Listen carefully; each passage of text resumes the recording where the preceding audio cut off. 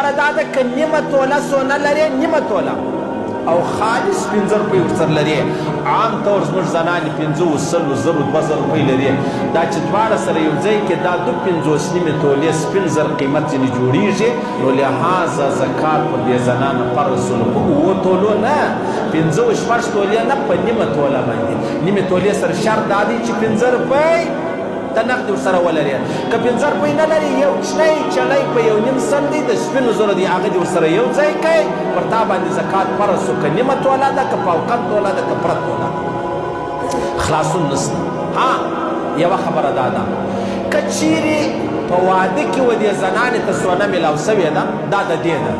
نه د خاوند ده نه د خسر ده نه د اولاد ده نه د نور چا ده د خالص دا ده د دې زکات پر تا باندې فرض دی بیا که چیرې د واده بعد خاوند را ولاړ سولو خپلې کور والا ته څه سونه ورکړه امانتن سونه زه در اخلمه ته استعمالوه